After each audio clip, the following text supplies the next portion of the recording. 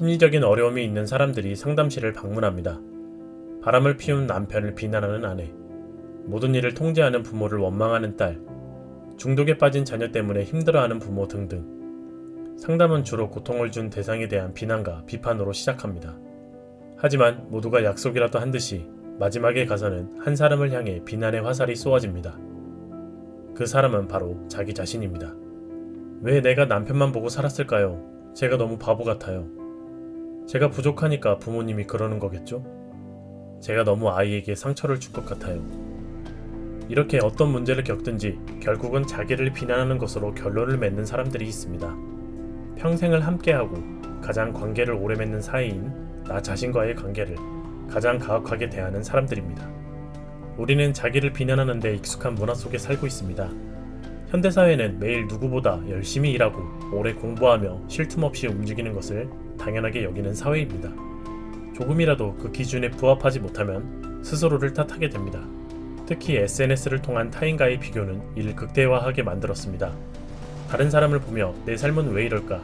나는 왜 이것밖에 안 될까를 생각하게 되는 것이지요. 하루에도 수백 번씩 우리는 스스로를 판단합니다. 그런데 잘했어, 수고했어 라는 긍정적인 판단보다는 왜 그랬을까?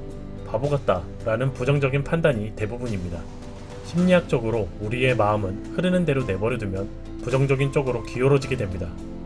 그렇다면 이런 마음은 어떻게 시작된 것일까요? 모든 생명체에게는 공통적인 불안감이 있습니다. 그것은 바로 죽음에 대한 불안감입니다. 언제 어떻게 죽을지도 모른다는 불안감입니다. 그런데 이 불안을 해소하는 다른 생명체와 구분되는 인간만의 방법이 있습니다.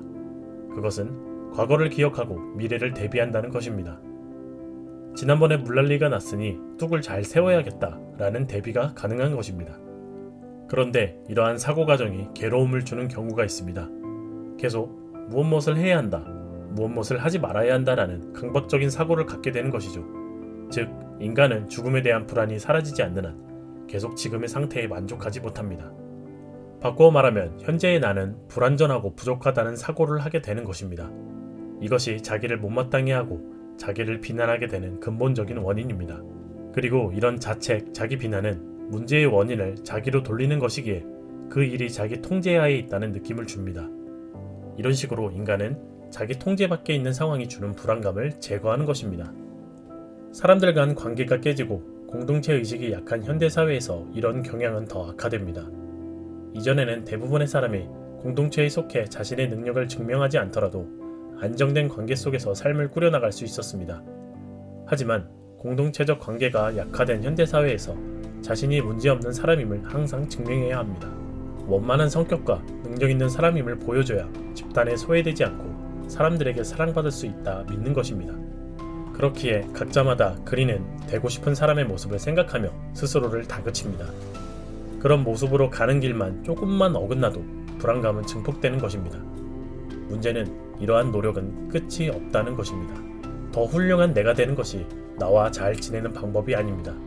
있는 그대로의 나를 인정하고 사랑하는 것이야말로 나와 사이좋게 지내는 유일한 방법입니다. 있는 그대로의 나에게 문제는 생각보다 많지 않습니다. 오히려 내가 문제가 많다고 여기고 고쳐보려는 노력이 더 문제를 낳는 경우가 많습니다.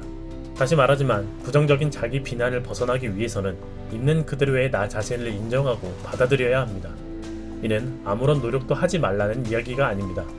단순히 내버려 두는 것이 아닌 상황에 적극적으로 대처하고 변화를 꾀하기 위해서 세상을 있는 그대로 받아들이는 것입니다.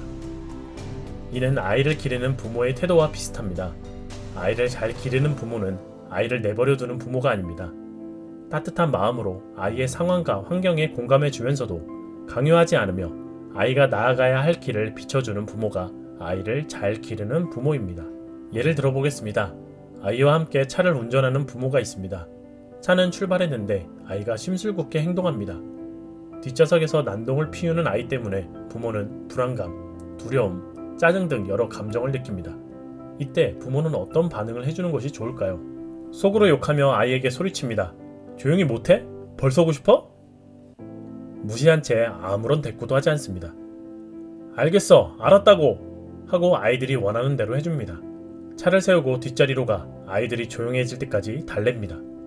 공감하는 태도로 아이들이 화난 것을 인정해주면서도 멈추지 않고 목적지를 향해 갑니다. 답답하지? 그래도 조금만 참으면서 가보자. 우리는 계속 가야만 하거든.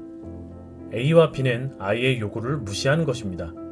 C와 D는 아이의 요구에 지나치게 민감하게 반응한 것입니다. 계속 그러다 보면 목적지 도착이 늦어지거나 영영 도착하지 못할지도 모릅니다. 현명한 부모는 이처럼 행동해야 합니다. 아이의 불편에 공감해주지만 차는 쉽게 멈추지 않습니다. 왜 목적지에 가야 하는지를 알려주고 행동으로 옮깁니다. 우리도 현명한 부모처럼 우리 자신을 대해야 합니다. 자신이 처한 현실을 설명해주고 자기 자신을 받아들이도록 그대로 인정해줘야 합니다. 안타까운 일을 겪을 수밖에 없었던 나에게 진심 어린 위로를 건넵니다. 더 이상 타인과 세상, 자기 자신을 탓하는 것에 에너지를 낭비하지 않도록 해줍니다. 그 에너지로 그저 앞을 향해 나아가는 것임을 알려주는 것입니다. 나에게 관대해져야 합니다. 성공과 원만한 인간관계를 위해서 나를 닥달하지도 말고 또 나 자신을 비난할 필요가 없습니다.